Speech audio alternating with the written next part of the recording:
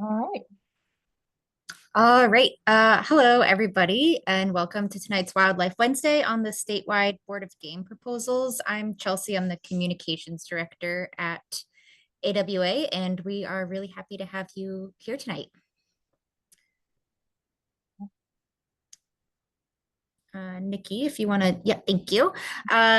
So Alaska Wildlife Alliance, we were founded in 1978 by Alaskans. We advocate for healthy ecosystems, scientifically and ethically managed to protect our wildlife from present and future generations. We have three main programs that one is helping wildlife adapt to climate change. We also work to recover threatened and endangered species like the Cook Inlet beluga whales. And we work on being a voice for wildlife in decision-making spaces, which the Board of Game meetings fall under.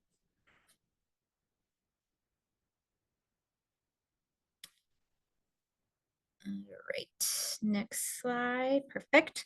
Alaska Wildlife Alliance is a grassroots organization, and we rely on the support of individuals to make our programs possible. So thank you to all of our members who make what we do possible. And if you'd like to become a member, you can head to our website. We'll have a QR code at the end where you can scan it to be brought to our membership and donation page. For tonight's presentation, just some etiquette. We're going to stay muted for the entirety of the presentation. You are welcome to drop any questions or comments into the chat, and I'll be monitoring that. As Nikki mentioned, we'll also turn the cameras off to preserve our bandwidth. Again, put any questions in the chat. I'll be monitoring it, and we'll have time for questions at the end. And this meeting will also be recorded.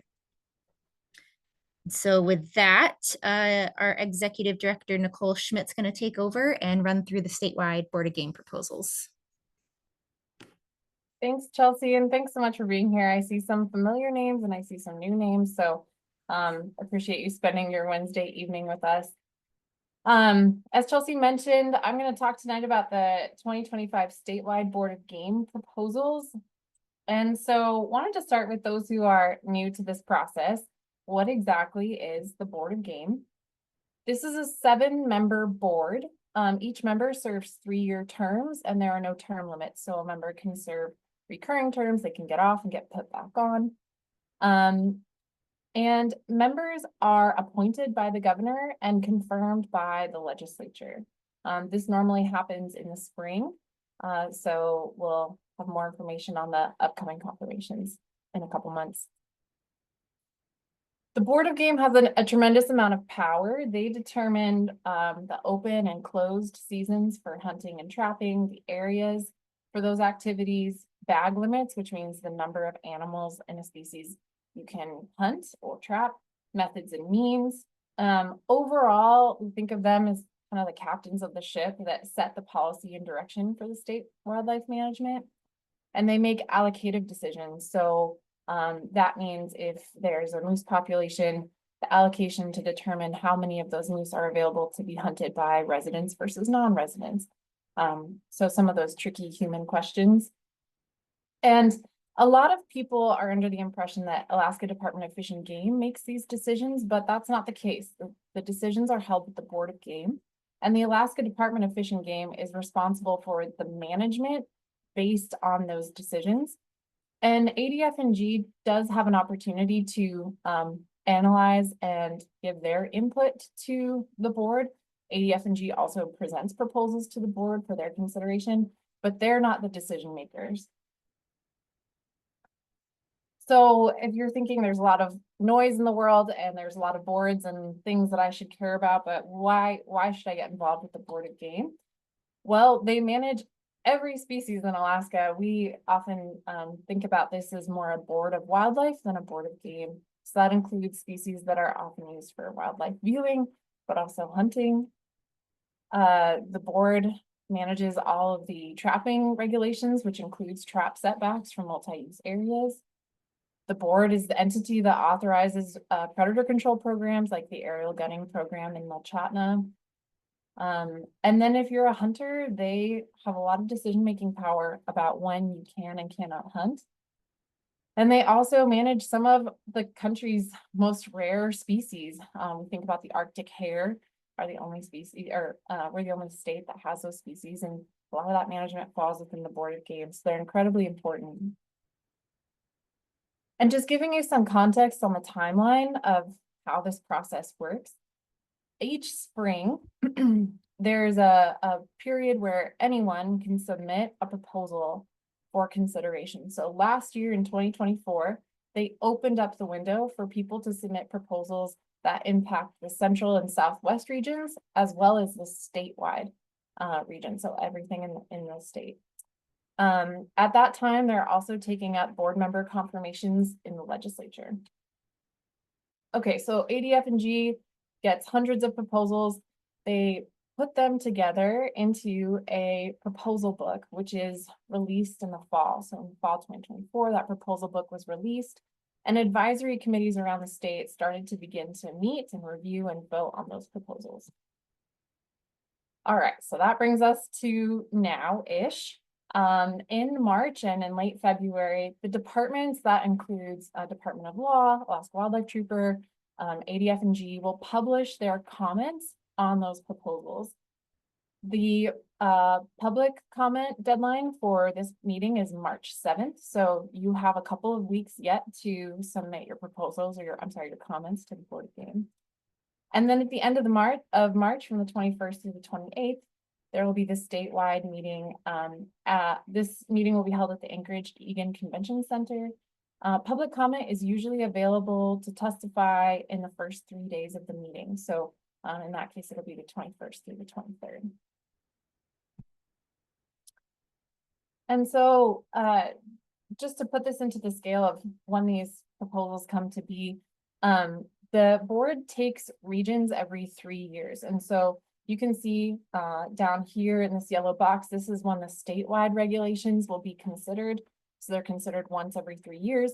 And then it goes up to the Southeast region and South Central region. So for statewide regulations, you get one chance every 3 years, more or less. So there's many ways to get involved. You're already doing it and starting that by reviewing proposals and hopefully submitting written or oral testimony. You can also get involved with your local advisory committee. I am on the Anchorage Advisory Committee. There's dozens of advisory committees across the state. You can engage with the Board of Game nomination and confirmation process. That's really speaking to your legislators and letting them know what you'd like to see on the Board of Game, testifying at those hearings. And if you have a wildlife issue in your area, you can submit a proposal. And I want to put forward that the South Central and Southeast region proposals will be due in May. So you have a couple months. If you live in Southeast or in South Central, you have a couple months and you can submit a proposal if there's something you'd like to see. So tonight, we're going to be landing in this box, reviewing proposals to hopefully equip you to submit testimony. One quick note for those who are unfamiliar with the process, the Board of Game and ADF&G manage wildlife in game units. So when you hear GMU or game units, this is what we're talking about. There's 26 game units across the state, and game units are often broken up into subunits. So for example, Unit 9 has Unit 9A, B, C, D, E. And so later in the presentation, you'll see some of those game units referenced. There are maps available online for you to reference, and it's probably good practice to take a look at those maps and find out the areas where you live and work and play to see what game units you are located in, just to get your bearings. Okay, so tonight we're going to try and go over 86 proposals. These are the statewide proposals that are available for our comments. ADF&G broke these out into some thematic categories, so sheep hunting, migratory bird hunting, hunter education, etc. This is just kind of a quick chart about what will mostly be discussed. We also broke this out by species. And as you can see, sheep is a really big topic at this meeting. Moose has a fair amount of proposals as well, and it kind of goes down from there. So before we get started, if you have your phone on you, I recommend that you pull it out to the camera function and follow this QR code. This has all of the proposals that we're talking about. The link is kind of long and cumbersome. And that'll just help you, go back to the proposals and see exactly what they're asking for. As Chelsea mentioned, this meeting is going to be recorded and we will be putting it up on our YouTube channel. So if you miss something or want to go back, you can always reference that. We'll have it up in a couple of days. In the meantime, I recommend that you also grab a notebook or have a notepad on your screen so you can take notes on proposals that you find interesting for you to go back to and comment on later. And then we will be releasing a blog that summarizes this this presentation and our position on many of these proposals in the coming week. So stay tuned there. You can follow us on our newsletter or social media. So we should have more resources on our website coming soon. Hopefully that gave people enough time to scan this if you'd like to follow along there. But we're going to go ahead and dive in. So as I mentioned with that chart, about a third of the proposals at this year's meeting concern Dall sheep. So if I was to pick a species that was most contested at this meeting, it would certainly be sheep. And there are a few proposals that we think are really important in this round, but proposal 101 is probably one of the most impactful ones. And it's a little complicated, so I want to talk about the context around the proposal. So this proposal was submitted by Alaska Department of Fish and Game. This is a screenshot of that proposal, and they seek to add sheep to the list of species identified as providing for high levels of human consumptive use, which therefore could add them to the intensive management statute. So I'm going to walk through what that means because that's kind of technical. So in 1994, the legislature passed the intensive management law. I want to preface that I am not an attorney, so bear with me. This is more common language of this. But in 1994, the legislature passed the intensive management law, and the legislature tasked the Board of Game to identify species that were necessary to achieve high consumptive use goals. And so basically the legislature said, we are creating a law that gives managers a special toolbox if a prey species is really impacted. In that toolbox are a couple of different things. There's habitat actions, there's predator control, and we only want to do this if we think it will benefit the species and if that species is really important to human harvest, human consumption. So the board identified 3 species that said could qualify as being a prey species that could be enacted for intensive management. Those are caribou, moose, and deer. And those were established because the board at the time felt that they were important for providing high levels of human consumptive use. Other species that are hunted and might be important to communities are still included in the Board of Game process, but they don't qualify as a prey species under the intensive management law.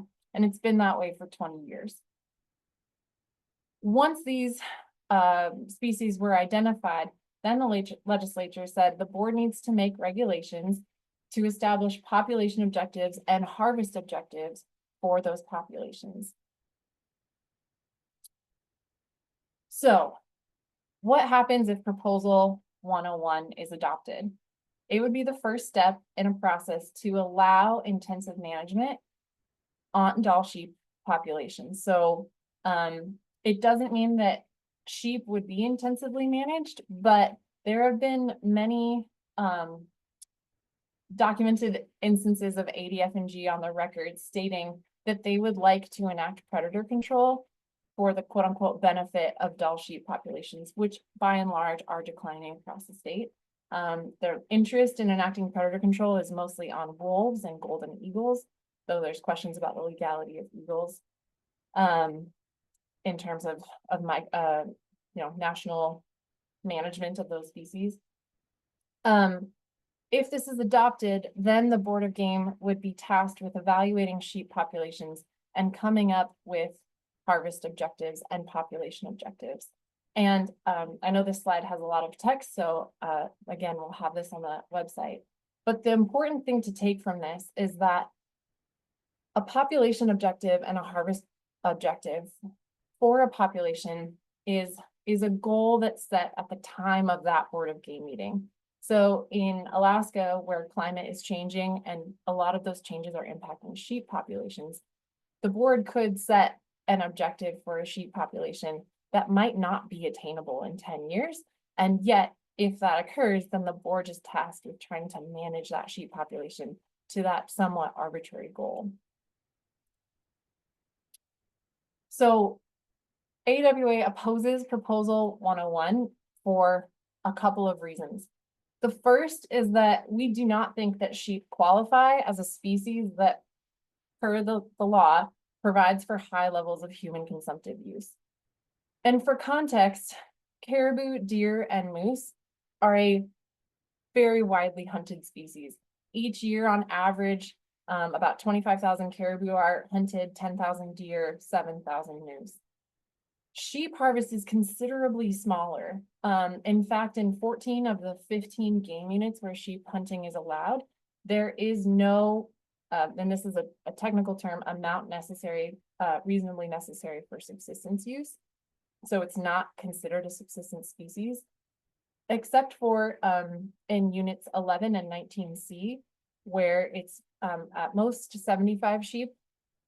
And so if we look at the Division of Subsistence surveys across the 36 communities where sheep are harvested, it averages about 266 sheep per year. So it's not to say that sheep are not an important resource for communities, but they don't account for the same kind of meat and subsistence reliance that species like caribou, deer, and moose do. So we believe that the department's position that sheep are of equal importance for subsistence to deer, moose, and caribou is fundamentally incorrect.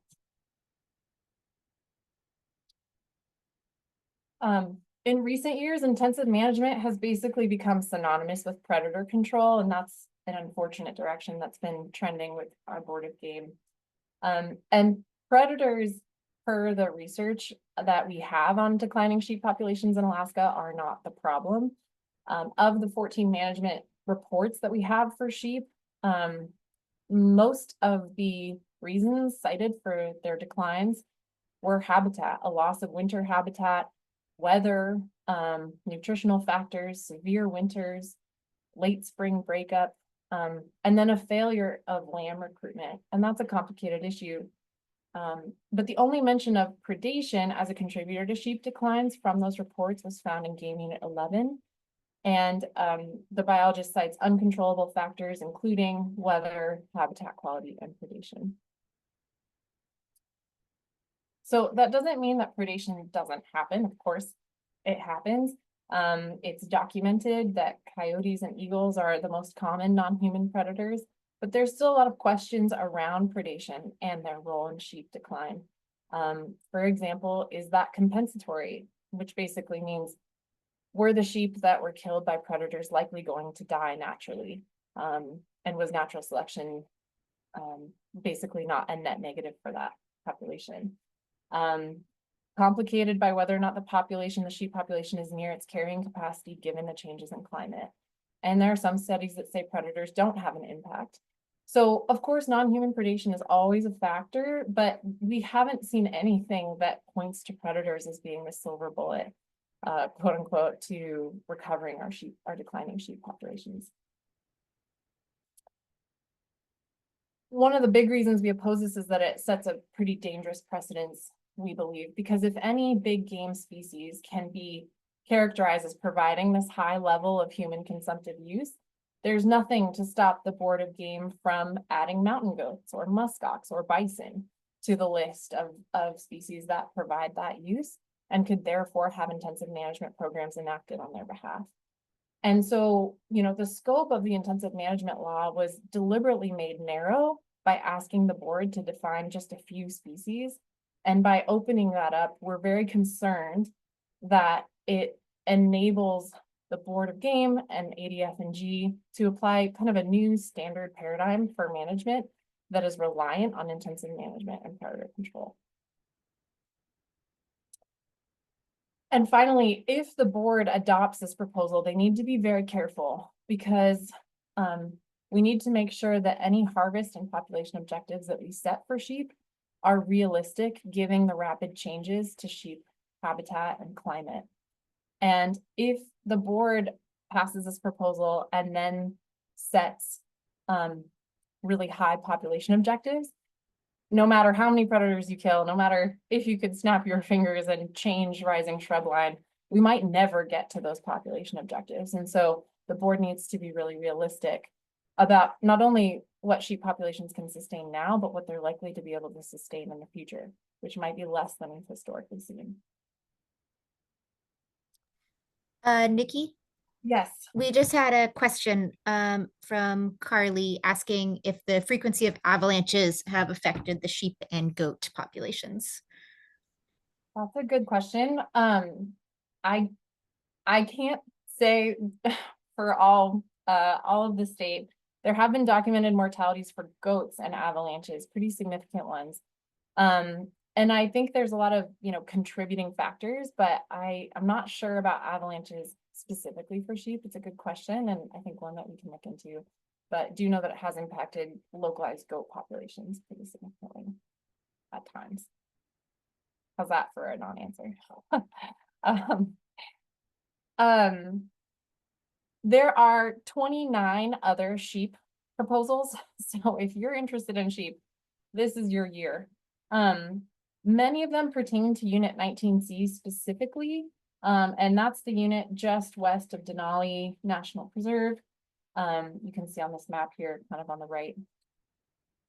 And I'm not going to go into this too deeply, but if you're interested in this unit, there was a working group that was established last year. They met 3 times in 2024, and they were tasked with trying to find long-term sustainability for sheep in Unit 19C, particularly given changes to the declining sheep populations, and also trying to find a solution between allocation of residents and non-residents. The group also put forward a statement about predator control, wanting to make sure that predator control would not have any unintended consequences and that the programs are measurable.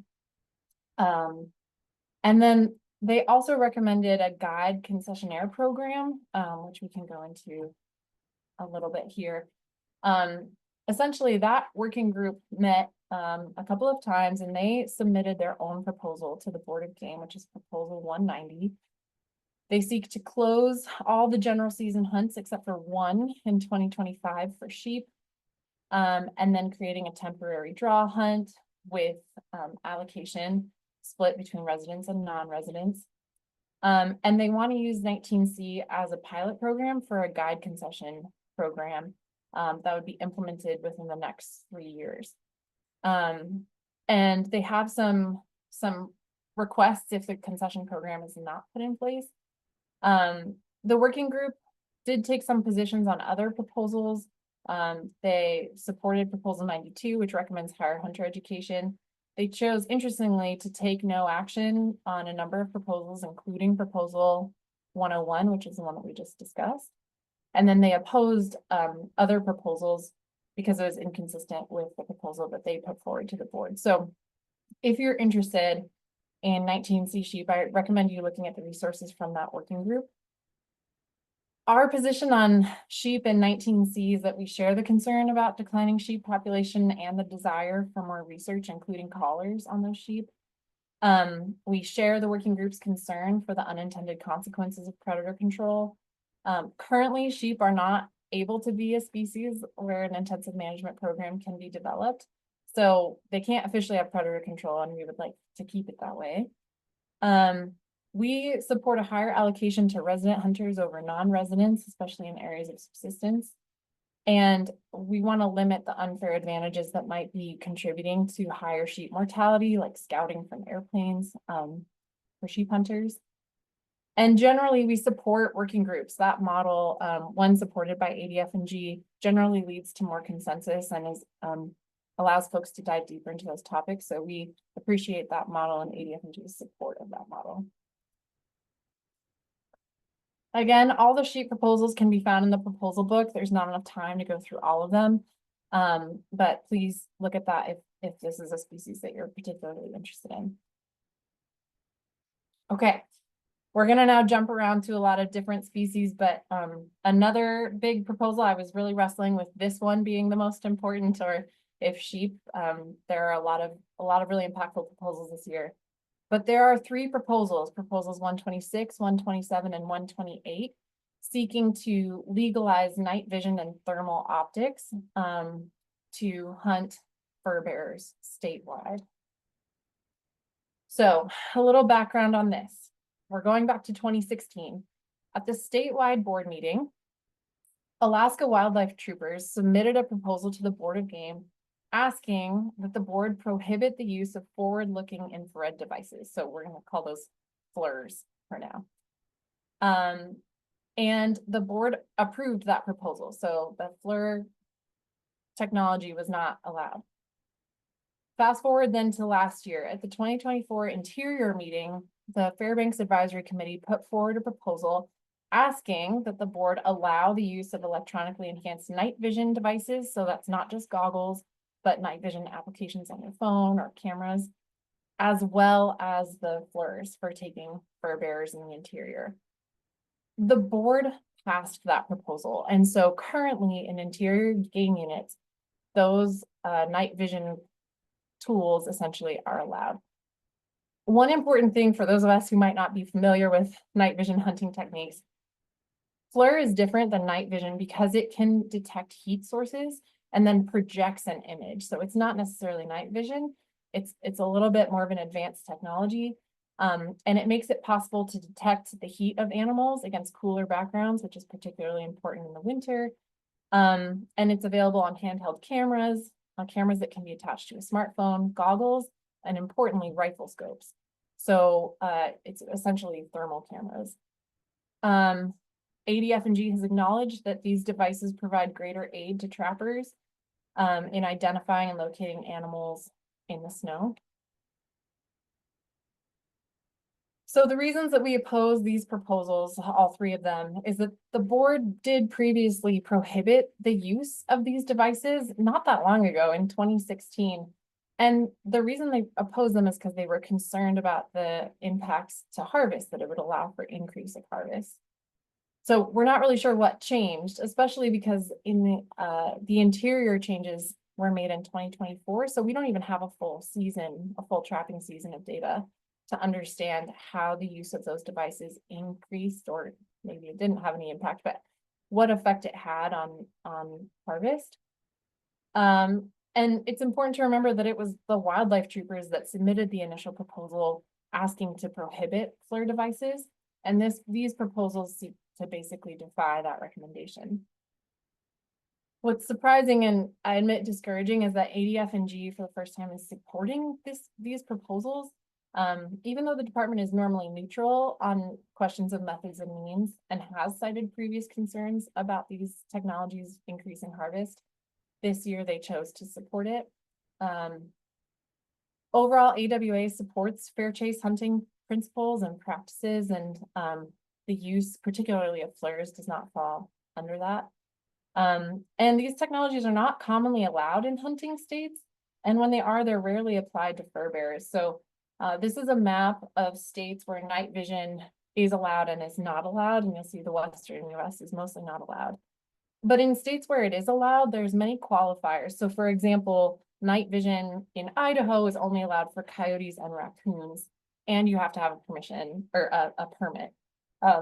In Wyoming, it's really more for their enactment of predator control, and there's a lot of stipulations around who can enact that predator control. So, and this source is from Point Optics, and it's updated annually. So just because a state is green does not mean that everyone and their neighbor can use night vision. There's a lot of stipulations around it.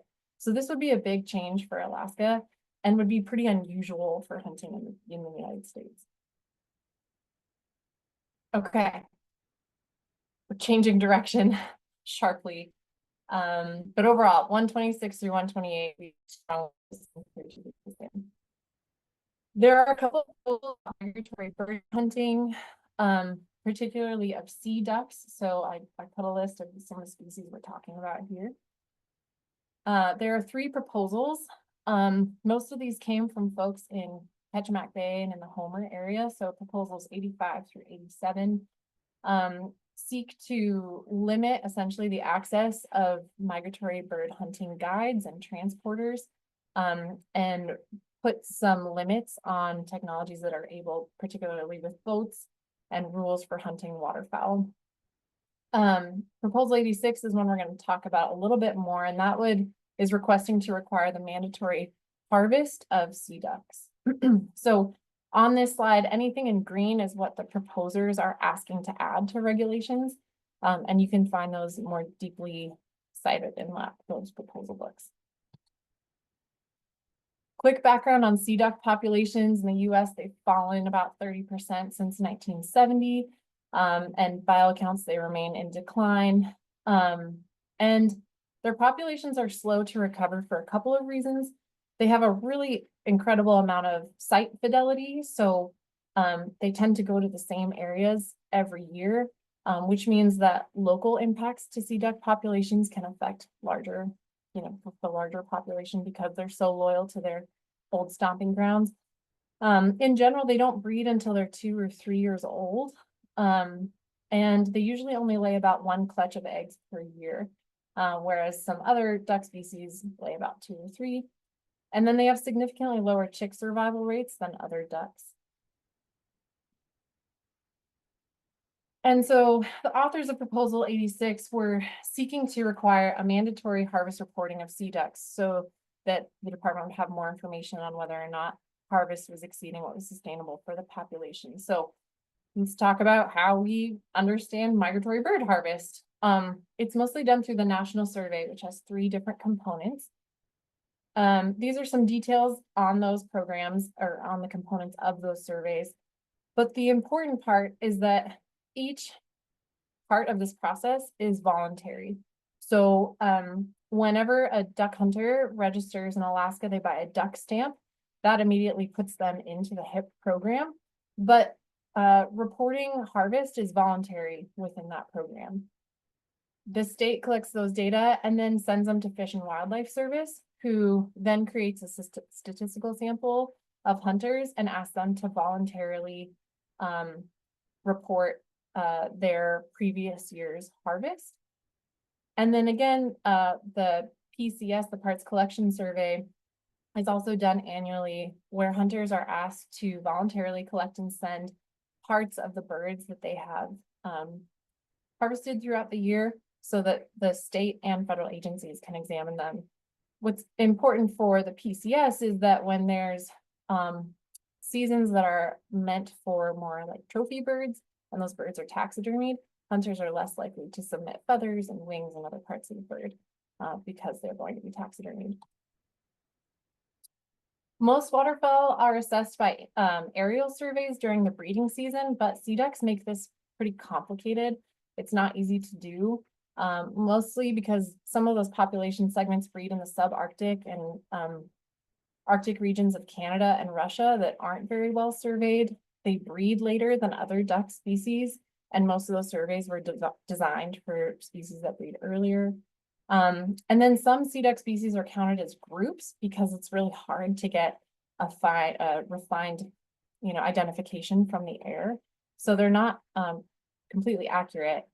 And there's regional surveys with the waterfowl breeding population and habitat survey on the YK Delta, and then local or regional surveys for the YK Delta and Arctic coastal plain surveys. But they only really offer partial assessments of sea duck populations in Alaska. So the point of this is harvest data is voluntary and not always submitted. And then the survey data is really hard to get for sea ducks. ADF&G has opposed this proposal because they're saying that we already get our best guess through this nationwide survey. We don't need a local statewide one. In fact, if we had a secondary system at the statewide level, it would be redundant and give kind of incorrect assessments. And because the state doesn't have a comprehensive population status and trend for sea ducks, the context for harvest data, there wouldn't really be a context for harvest data because they can't see those wider trends, and that it would cost a lot. So AWA's position on this proposal is that we support the intent. We want better monitoring of sea ducks, particularly as guide services are expanding. But we want to seek more guidance on what the solution could be and appreciate the proposer for putting something out there to try. One thing that is kind of a constantly evolving situation is that currently the Fish and Wildlife Service and other federal agencies are experiencing a lot of uncertainty in their funding and in their workforce. And so if the federal workforce cuts significantly, we don't know what the impacts that will be to having those same nationwide surveys for ducks that the Fish and Wildlife Service had previously managed. And again, national survey is all voluntary for harvest. And there was a reason that we landed on a national harvest survey, and that's because when states were doing it individually, there was inadequate sampling, there was a lack of information on different species of birds. States were measuring some birds some way and other birds others, so it was really hard to connect those data into a full picture, which is really important for migratory bird species. And so the value of having a national survey is really important. And we understand that the state is hesitant to have that built out piecemeal. But at a time when federal capacity might be limiting, we really encourage the state to advise us on ways that we can have more accurate sea duck reporting and monitoring, particularly when we talk about questions of harvest. And that could include partnerships with tribes and nonprofits to support surveys. So just expanding that network to get a clearer picture of what migratory bird looks like. Okay, there are a couple of proposals about exotic species. Proposal 145 is to add the Eurasian eagle to the list of animals that can be in Alaska without a permit. I have never seen a Eurasian eagle in my life, but Google said this is what they look like. AWA will likely oppose this proposal. Proposal 146 is to exempt sterilized cats from being from the list of being prohibited and being released into the wild. We're assessing this proposal.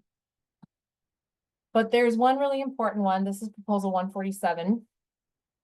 And proposal 147 might give some people deja vu, and that's because it is almost word for word a duplicate of an executive order that Governor Dunleavy submitted last summer.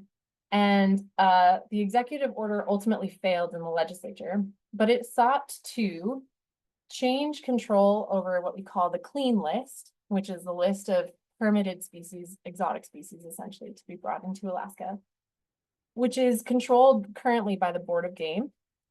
The governor sought to move that power to the commissioner solely.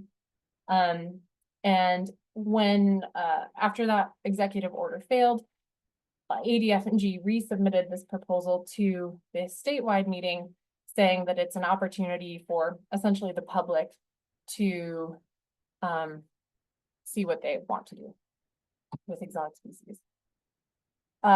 We oppose this proposal pretty vehemently, and our position echoes what we submitted in our comments against the executive orders last summer. This would have a really substantial effect on the public process, particularly when we're talking about introducing new species into Alaska. The Board of Game, while we always want more transparency and diversity on the board, there is a long public process. There's a call for proposals. ADF&G analyzes them and gives their recommendations. There's public comments, and then there's deliberation by 7 people that have a vote. By comparison, the commissioner would draft regulations, post them on an online system, send it to a list of recipients who are already on that listserv, and then allow 30 days for public comment. So there's much more of a public process when these decisions are controlled by the Board of Game. And while we understand the desire to streamline permitting for more responsive actions, particularly when we're talking about communities with low food security, importing species that are not on that clean list carries a lot of risk, particularly with diseases and parasite transmission that could impact native wildlife and domestic stocks. So we just feel these risks are much too important to bypass that more deliberative process held by the board. And if the board wanted to streamline some things, they could relegate the regulations of live capture, possession, transport, and others to ADF&G on a case-by-case basis, so that could move a little faster. But ultimately, we do think that this needs to be held with the board, and particularly when we talk about carnivores, because those can also, in addition to the disease transmission, pose a risk to public safety. If you want more resources on drafting or comments on this proposal, the Wildlife Society submitted a letter to the legislature last summer in deliberation of that executive order. There's a QR code to that. You can also Google it and find it. And then there were many news articles on the legislative record, and legislative records of the deliberation on that executive order. We'll also have more information on our website, but if you want to do your own research, those are some tools to help. Nikki, we just had a comment in the question from Linda. She's asking if the state is doing anything to monitor for bird flu in wild harvested birds in Alaska. That is a great question that I do not know the answer to, but one that I'm very interested in learning more about. So we will add that to our list.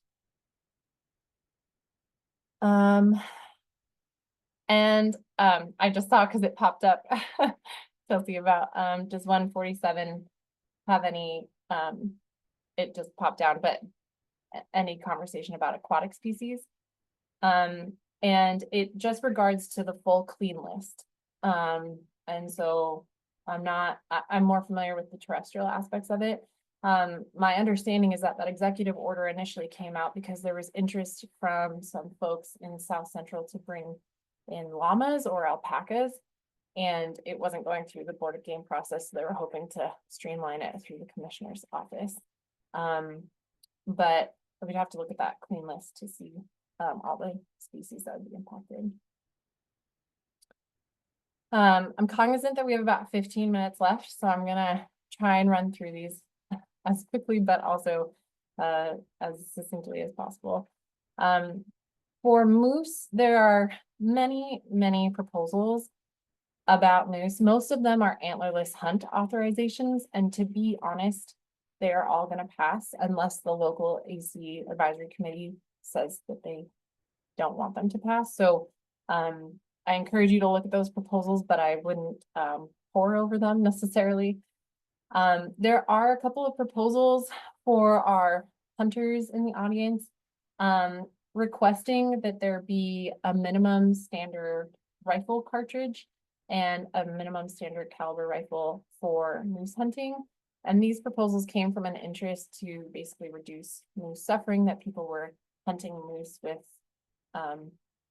munitions that weren't strong enough to kill the moose quickly. And so that's kind of the intent behind those two proposals, and encourage folks to look at those. There's also a proposal to increase education requirements for non-resident hunters for moose. We have a couple of muskox proposal. The first is to limit bison and muskox drawing permits to once in a lifetime and allow applicants to apply once per hunt.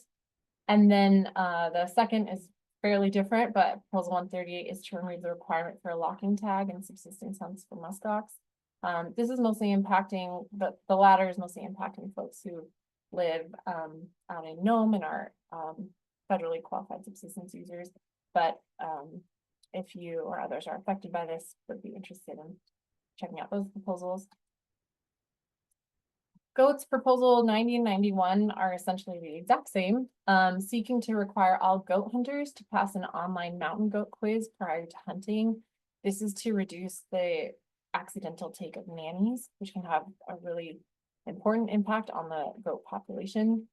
AWA is likely to support this proposal, but we're still vetting it.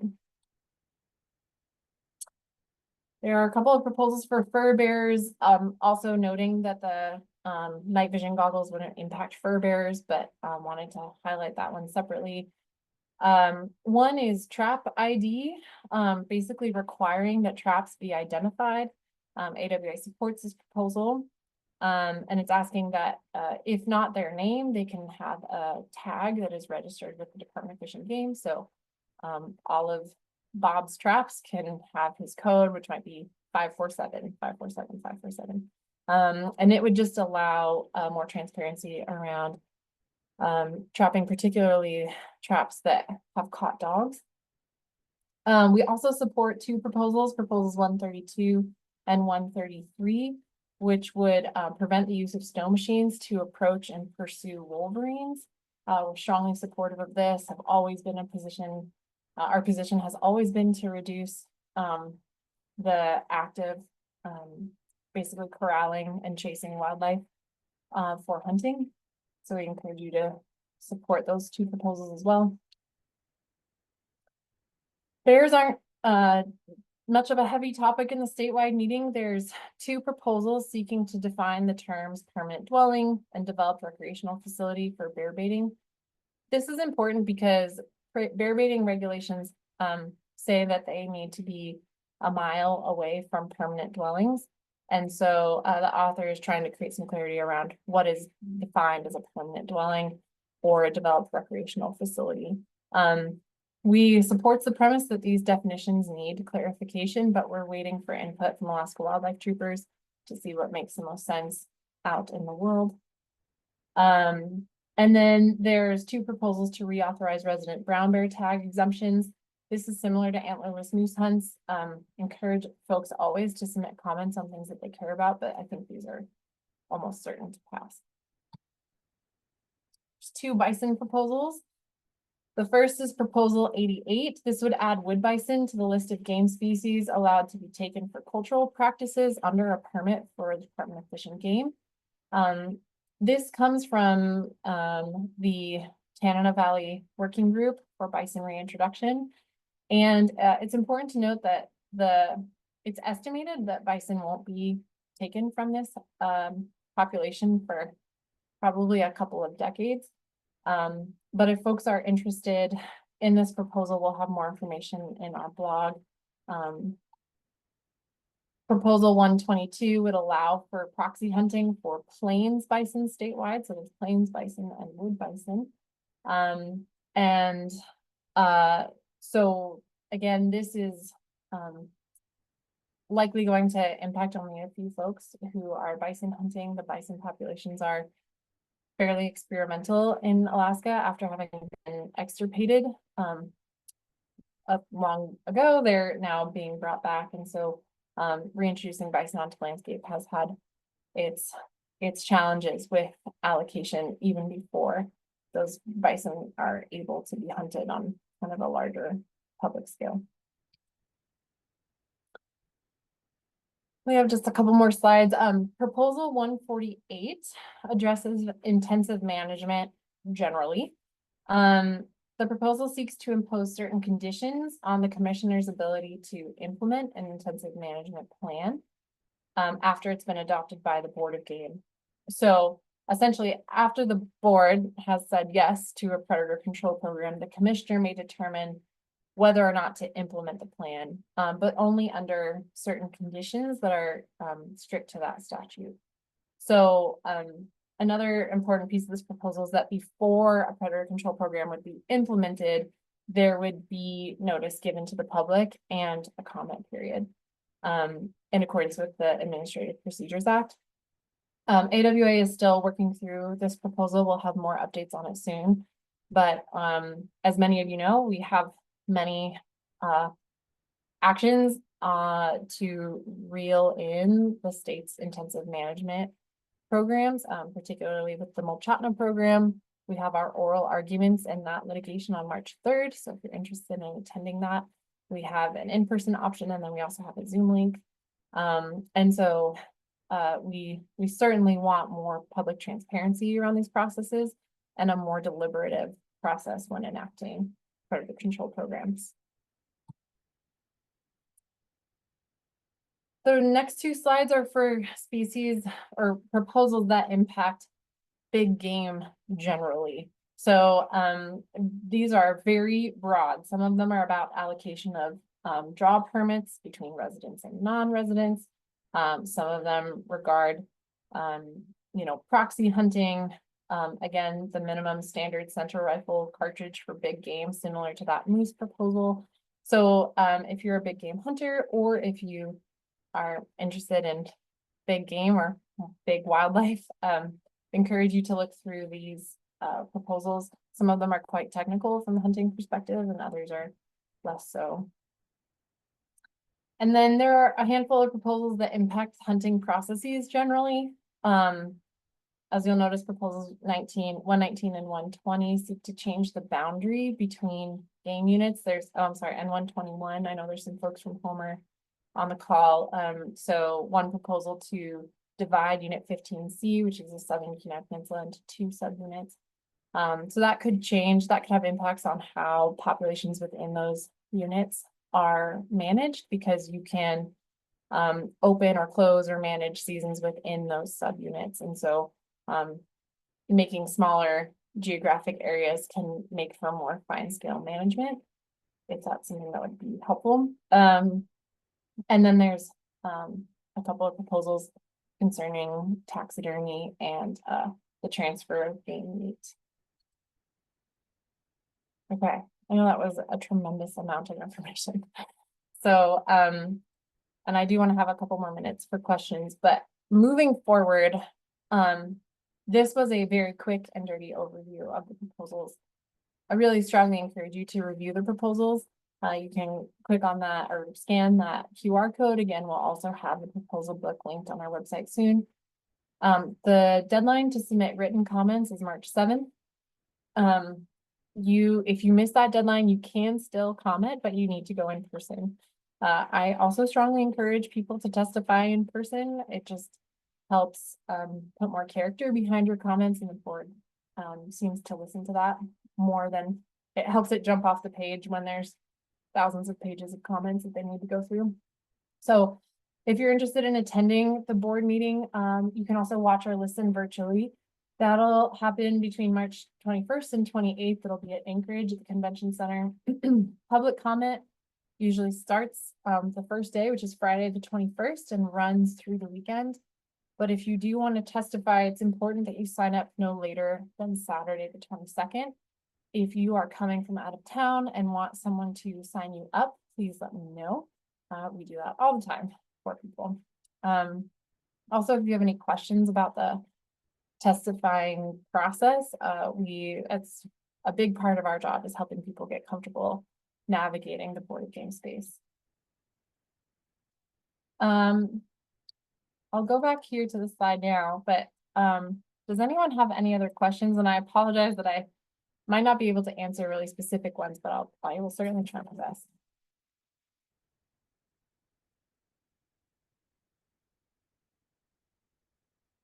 I'm gonna drink some water while we do it.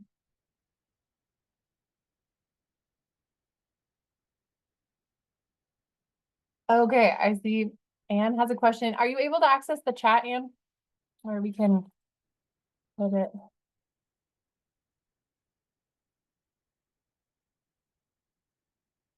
All right, I'm gonna ask and see if we can unmute you. If you have any questions for anyone else, please throw them in the chat.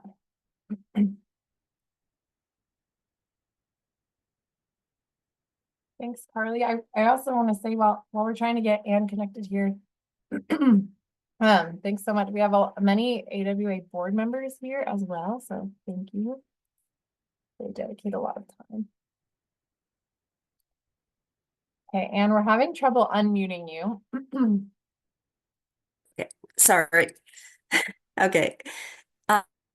So I'm just curious how the AWA lawsuit differs from the Center for Biological Diversities. I mean, specifically, what are you targeting, you know, or are you targeting different things in your lawsuit? The intensive management programs. Okay, yes. So we have I think the lawsuit that you're regarding is the Mulchatna, the one that we have concerning the Mulchatna Bear Control Program. And I don't think that Center for Biological Diversity has a lawsuit, but there's a private lawsuit also filed by a woman named Michelle Bittner in Anchorage, whose standing issue was recently elevated to the Supreme Court. So that might have been, if people saw news in the ADN, that's Michelle Bittner's case. Our lawsuit on the Mulchatna predator control concerns two basic claims. The first is that the board violated due process in approving that plan because we had a similar situation where, oh, great, Chelsea's cat is doing it. Where the state submitted a proposal to the Board of Game, similar to the proposals that we've discussed tonight. In that proposal, they asked the board open a predator control program against wolves in federal land, basically on Togiak National Wildlife Refuge. So that was the proposal.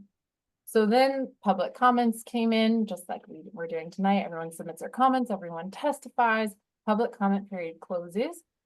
When the board takes up that proposal, they say, well, we can't enact predator control on the refuge. And maybe bears are the problem, but we haven't seen any data on bears.